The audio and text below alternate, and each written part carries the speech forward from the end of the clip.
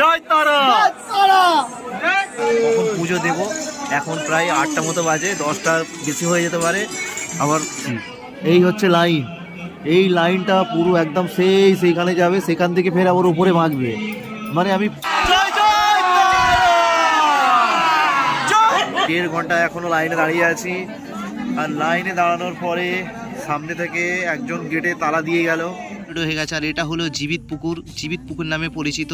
এর অনেক ইতিহাস আছে যেটা। তো hey guys, welcome back to my channel. তো আমরা মাসাঞ্জোর থেকে এখন তারাপীঠে চলে এসেছি 1 ঘন্টা আগে। তো পুরো ফ্রেশ ট্রেশ হয়ে এখন পুরো রেডি হয়ে আছি, কারণ তারা মায়ের পুজো দিতে যাবো। 7:30টার সময় করে বেরোবো। এখন মোটামুটি ওই 6:30 মতো বাজে। তো এখন একটু রুমে ফ্রেশ ট্রেশ হয়ে বসে আছি। আর কিছুক্ষণের মধ্যেই আমরা তারা মায়ের পুজো দিতে যাব। আর তারাপীঠে আমি এই প্রথমবার আমি তারাপীঠে যাচ্ছি। তো আমার একটা স্বপ্ন ছিল যে আমি একদিন তারাপীঠে যাব।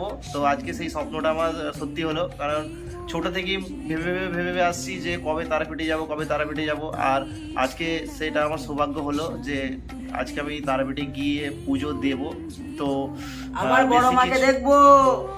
তো আর বেশি কিছু বলবো না। তো এখান থেকে আমি ভিডিওটা কন্টিনিউ করলাম, আর তোমরা ভিডিওটা কন্টিনিউ দেখতে থাকো। আশা করি তোমাদের খুব ভালো লাগবে। One eternity later. তো আমরা তারা মায়ের পুজো দেওয়ার জন্য আমরা লাইনের মধ্যে দাঁড়িয়ে পড়েছি, আর লাইনটা এখান থেকে শুরু করেছি। জয় তারা, জয় তারা। তো আমরা পুজো দেওয়ার জন্য লাইনে দাঁড়িয়ে আছি। আর আমাদের এই পূজার ডালাটি আমার এই ভাইটিকে মাথায় রাখতে বলেছে, যে মাথায় নিয়ে রাখ, নিচে নামাবি না, নিচে নামালে অসুবিধা আছে, তাই জন্য হাসছে। তো গাইস, আমরা এখন তারা মায়ের পুজো দেওয়ার জন্য লাইন দিয়ে দাঁড়িয়ে আছি। তো বন্ধুরা, তোমরা যদি তারাপীঠে আসতে চাও তাহলে হাওড়া স্টেশন থেকে রাধিকাপুর কুলিক এক্সপ্রেস 8:55 ছাড়ে, যেটা রামপুরহাট স্টেশনে দুপুর 1টার সময় পৌঁছায়। আর ওখান থেকে টোটো বা অটোয় করেই তারাপীঠ মন্দির। সো গাইস, আমরা এখন প্রায় আধ ঘন্টা মতো লাইন দিয়ে দাঁড়িয়ে আছি। আর এত লাইন হয়েছে, বলতে পারছি না কতক্ষণ সময় লাগবে আর কখন পুজো দেব। এখন প্রায় 8টা মতো বাজে, 10টা বেশি হয়ে যেতে পারে, আবার 10টার মধ্যেও হয়ে যেতে পারে। তো আমরা এখন কন্টিনিউ লাইন দিয়ে যাচ্ছি। তো চলো, আজকে মোটামুটি এসছি যখন, তারা মায়ের পুজো দিয়েই আমি যাব। তো বন্ধুরা, মানে এখানে এত পরিমাণে লাইন হয়েছে, কতক্ষণ সময় লাগবে তার কোনো হিসাব নেই। এখন লাইনটা আমি তোমাদেরকে দেখাচ্ছি। এই হচ্ছে লাইন, এই লাইনটা পুরো একদম সেইখানে যাবে, সেখান থেকে ফের আবার উপরে মাখবে। মানে আমি প্রথমবার এখানে এসছি পুজো দিতে, তো এতটা লাইন হয় আমার কল্পনার বাইরে। আমার এটা নতুন এক্সপিরিয়েন্স হলো।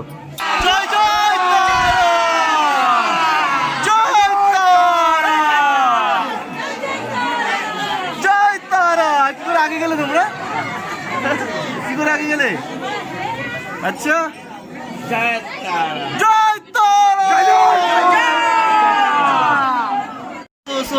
ফাইনালি আমরা 1 ঘন্টার বেশি লাইন দিয়ে ফেলেছি। এখনো পর্যন্ত লাইন দিয়ে আমরা এগোচ্ছি। দেখা যাক এখনো পর্যন্ত কতক্ষণ সময় লাগে তারা মায়ের পুজো দেওয়ার জন্য।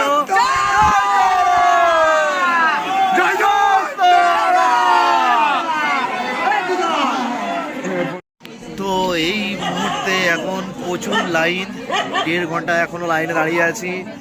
আর লাইনে দাঁড়ানোর পরে সামনে থেকে একজন গেটে তালা দিয়ে গেল। মানে কখন পুজো দেবো তার কোনো হিসাব নেই, জানি না, ভগবান পরীক্ষা দিচ্ছে হয়তো। প্রচুর লাইন, লাইনে সব দাঁড়িয়ে আছে, দেখতে পাচ্ছ। আর এরা অনেকক্ষণ লাইন দেওয়ার পরে একটু বসে রেস্ট নিচ্ছে, কারণ ওইখানে হচ্ছে পুরো তালা মেরে দিয়ে গেছে ওখানটায়, ঠিক আছে, যার জন্য লাইনটা পুরো ভিড় এখান পর্যন্ত। এখানে ভিড়, এইখান থেকে পুরো সব লাইনটা পুরো ভিড়। তো এখানে লাইন দেওয়ার অনেকগুলি ভাগ আছে, ভিআইপিতে আর নর্মাল লাইন। যারা ভিআইপিতে যাবে তাদেরকে 500 কিংবা 1000 টাকা দিয়ে যেতে হবে। আর আমরা লাইনে আছি নর্মাল লাইনে, কোনো টাকা দিতে হবে না। 2 ঘন্টা পর আমরা এখন কাছাকাছির মধ্যে চলে এসেছি তারা মায়ের কাছে। জয় তারা। সো ফাইনালি গাইস, আমাদের 3 ঘন্টা লাইন দাঁড়ানোর পর গাইস এইরকম করে এখন হলো।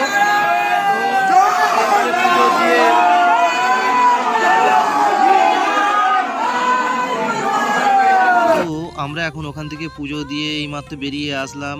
আর জীবনের প্রথমবার আমি এখানে এসেছি, আর প্রথমবার এই আদিশিলার যে মূর্তিটা সেটা আমরা দেখলাম, আর আমার পুজো দেওয়াটা পুরো সার্থক হলো।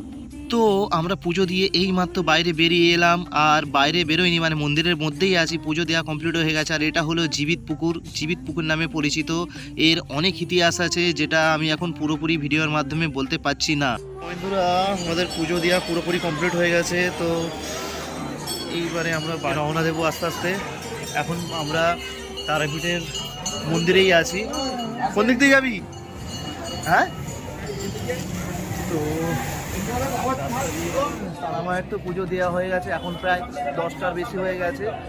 তো তাই ভাবছিলাম এবারে একটু রুমের দিকে যাব। আর আজকে তোমাদেরকে আমি তারা মায়ের মন্দিরটা আমি দেখাচ্ছি। তো এটাই হলো সেই তারা মায়ের মন্দির যেটা আমি এখন পুজো দিয়ে বেরোলাম।